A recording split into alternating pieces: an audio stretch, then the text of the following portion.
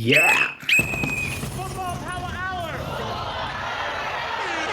Big shout out to you for being here. Welcome to the latest installment of 10 Minutes of Football. Ladies and gentlemen, new settings, obviously. I'm out in the south of America. I'm in Atlanta. But we are here, talking about the south, we're here to talk about racism, a topic that's not very light at all. And as a matter of fact, we're talking about it because of Vinicius Jr. yesterday gave a very emotional and heartfelt interview. And if you believe there's no room for racism in football, you will definitely enjoy this, or at least endure this. My name is Botswanapapi. Let's get Bruno Fernandes. It's fair. It's Martial.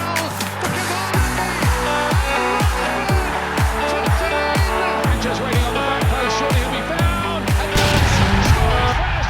Premier League goal at Old Trafford. The topic of racism is very near and dear to me, to my heart. And I just want to say, first of all, props to Vinicius Jr. for being one of the most outspoken stars in football today about racism. And we see it's still prevalent in the La Liga. It's still happening in Serie A. It's there. It's everywhere. Even in the Premier League, it is there. It is a societal problem. It's not a football problem. But Vinicius Jr. yesterday in a press conference, he was first of all asked a lot of questions about racism, a little bit too much in my opinion, to the extent that Vinicius himself, look at this face, he was not excited at all. Let's hear what he had to say.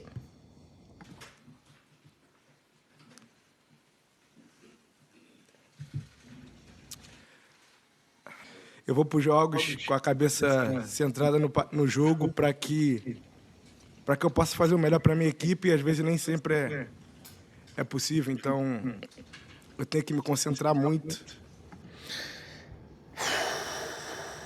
To think that a player of his talent and class has to not only just prepare intensely for a game physically, tactically, but he has to do some mental preparation as well for the racist friction, the racist abuse that he's going to get. It disheartens me. It really makes me sad that this is society that we live in today. Todos os dias. Now, I speak a little bit of Portuguese, and I can tell you that you can see that Vinicius Jr. is struggling to find his words here because of the flashbacks that he's having, of the routines that he has to sort of make sure that he gets himself in the right mental state to be able to play his football the way he likes to play it. Listen, look, learn.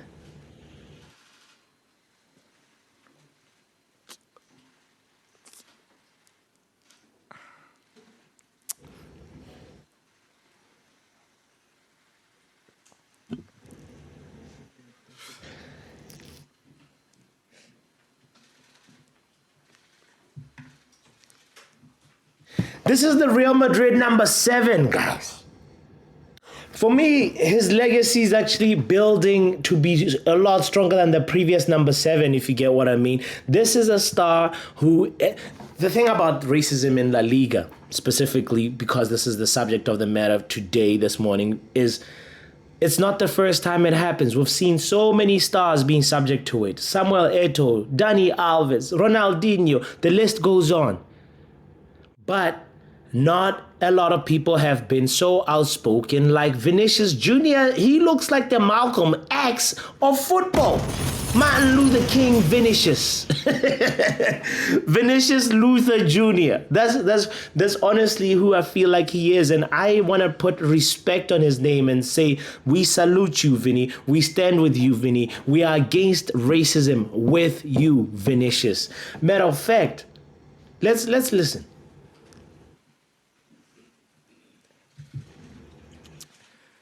The last words he could find, at least, about this. Desculpa, é que eu só queria jogar futebol, só quero jogar, só quero fazer de tudo pelo meu clube e pela... I want to do whatever I can for my club and my family. A player of this talent should not say, I'm sorry, I just want to play football. Why is he apologizing when we love watching him play football? Now, here's the thing about it. I've heard people saying, yo, Vinicius, the way he plays, he provokes people. You know, here is my response to you. Vinicius Jr., because of his skin color, is not in a disadvantaged position. Disadvantaged to the extent that he cannot provoke people. Football is an art. Provocation is part of the art, but racism is not. And right now, Vinicius Jr.